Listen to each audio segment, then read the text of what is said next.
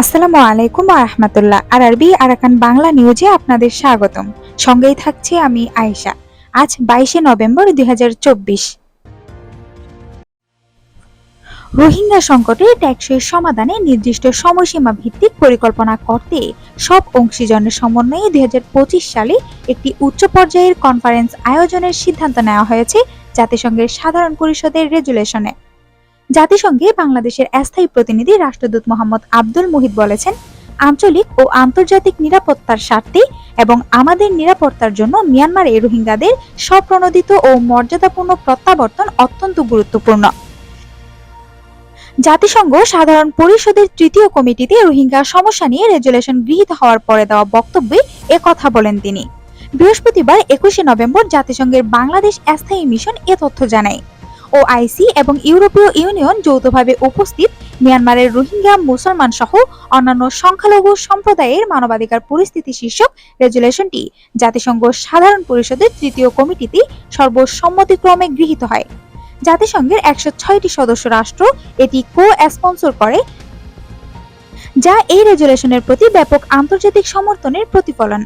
রেজুলেশনটিতে মিয়ানমারের রোহিঙ্গাদের স্বপ্রণোদিত, নিরাপদ এবং মর্যাদাপূর্ণ প্রত্যাবর্তন সহ এই সংকটের টেকসই সমাধানের লক্ষ্যে সামগ্রিক পর্যালোচনার মাধ্যমে একটি বস্তুনিষ্ঠ ও নির্দিষ্ট সময়সীমা নির্ভর পরিকল্পনা গ্রহণের জন্য সব অংশীজনের সমন্বয়ে 2025 সালে জাতিসংঘ কর্তৃক একটি উচ্চ পর্যায়ের কনফারেন্স আয়োজনের সিদ্ধান্ত নিয়েছে জাতিসংঘের সদস্য রাষ্ট্রসমূহ।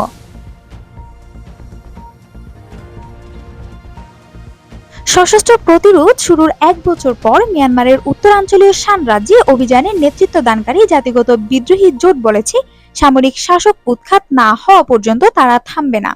অক্টোবরের 27 তারিখ আক্রমণের মাধ্যমে শুরুর কারণে 2021 সালের ফেব্রুয়ারিতে সেনা অভ্যুত্থানের পর থেকে মিয়ানমারে গণ অসন্তোষ সৃষ্টি হয়।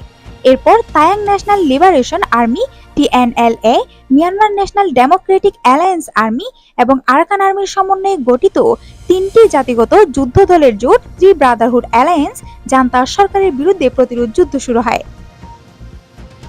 জান্তা বাহিনীর গোলন্দাজ এবং বিমান হামলা প্রতিরোধ করা এবং অনলাইন জালিয়াতি গ্যাং দমন করা। সোমবার TNLA এর মুখপাত্র লওয়ে ইয়া ও ব্যানারের সহযোগী প্রতিষ্ঠান RFA বার্মিজকে বলেছেন, মিয়ানমারের সামরিক সরকার পদত্যাগ না করা পর্যন্ত অভিযান চলবে। একে অভিযানের প্রথম অগ্রাধিকার অভিহিত করেন তিনি। জান্তার সাথে যুদ্ধবিরতিতে যেতে বিদ্রোহীদের চাপে ফেলতে চীন তাদের সীমান্ত বন্ধ করে দেয় এবং পণ্য প্রবেশের উপর বিধিনিষেধ আরোপ করে। ফলে উত্তর শান রাজ্য এবং প্রতিবেশী কাচিন রাজ্যে জ্বালানি এবং খাদ্যের ঘাটতি দেখা দিয়েছে। চীন গত 22শে অক্টোবর থেকে কিয়ালগাঁও গেট দিয়ে বৈদ্যুতিক সরঞ্জাম, নির্মাণ সামগ্রী এবং মোবাইল ফোন পরিবহন নিষিদ্ধ করেছে। ফলে শান রাজ্যের মিউত শহর থেকে চীনের দিহংদাই এবং ইউনান প্রদেশের জিংপো স্থায়ত্বশাসিত অঞ্চলের যোগাযোগ বিচ্ছিন্ন হয়ে গেছে। এই অঞ্চলে পরিষেবা প্রদানকারী আরেকটি গেট জুলাই মাসে সম্পূর্ণভাবে বন্ধ করে দেওয়া হয়েছিল। অপারেশন 1027 শুরুর পর থেকে জান্তা সরকার মিয়ানমারের প্রাণকেন্দ্র থেকে উত্তর শান রাজ্যের শহরগুলোতে জ্বালানি, চাল, খাদ্য এবং ওষুধ পরিবহন বন্ধ করে দিয়েছে, যা বাসিন্দাদের চীন থেকে সরবরাহের উপর নির্ভর করতে বাধ্য করেছে। বাসিন্দারা বলেছেন, সাম্প্রতিক সীমান্ত বিধিনিষেধের কারণে পরিস্থিতি আরও খারাপ হয়েছে। নামহকাম এলাকার কিছু দোকান পেট্রোল এবং ডিজেল বিক্রি সম্পূর্ণভাবে বন্ধ করে দিয়েছে। নিরাপত্তার ঝুঁকির কারণে নাম প্রকাশ না করার শর্তে RFA কে বলেছেন একজন বাসিন্দা।